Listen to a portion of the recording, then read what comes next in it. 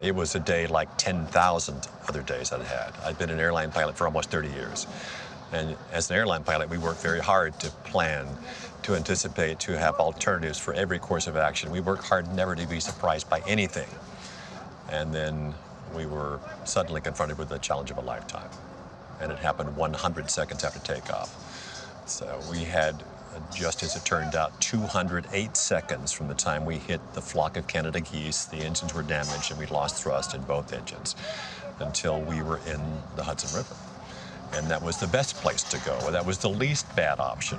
There was nowhere else in the entire New York metropolitan area that was long enough, wide enough, smooth enough to land an airliner. We couldn't make it to a runway. So I was very glad that we had that option.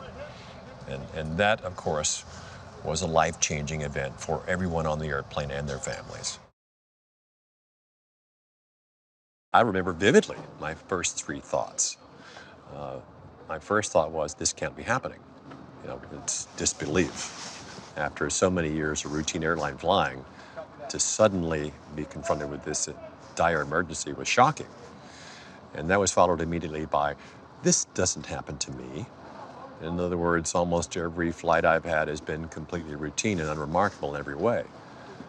And then my third thought was more of a realization that unlike every other flight I'd had at that point for 42 years, for 20,000 hours in the air, this flight would probably not end on a runway with the aircraft undamaged. And I was okay with that, as long as I could still solve the problem. And I was confident that I could find a way to solve all the problems until they'd finally all been solved, even though we had never specifically anticipated or trained for this event. Even though in our flight simulators at the airline, it's not possible to practice a water landing. They aren't programmed to be able to do it.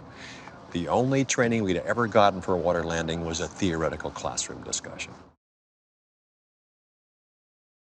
Meeting them and spending time with them and their family members during their reunions absolutely made real what in abstract I knew.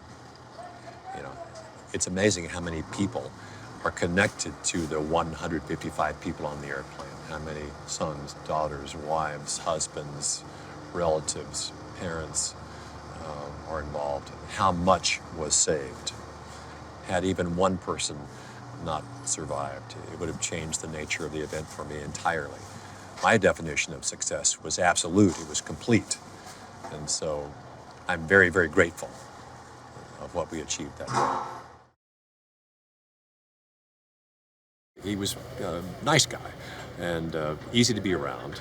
And it was a very casual series of conversations over a number of hours.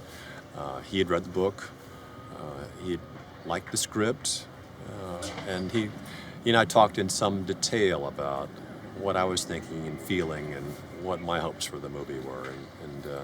And I told him I was very gratified that it was in such good hands and that so many people were working so hard to get it right. You know, and in fact, we were really amazed how many little details they asked us about. I mean, what kind of pen did you have in your pocket, or what kind of watch do you wear? What do your rings look like? Or, you know, what do you wear? What did you wear when you went to the interviews with the investigators for the first time? And they said, well, we have to have it be some way, so it might as well be the way it was. And that's been their attitude with everything. So I think it's going to look really good on screen. He came across as just what you see. I mean, somebody who was very at ease and a gifted filmmaker and storyteller and kind of a quiet guy and, you know, unassuming. And yeah, we seemed to have a good rapport, and he liked the stories I tell and how I told them. And he seemed to think that there was something there and really liked the script.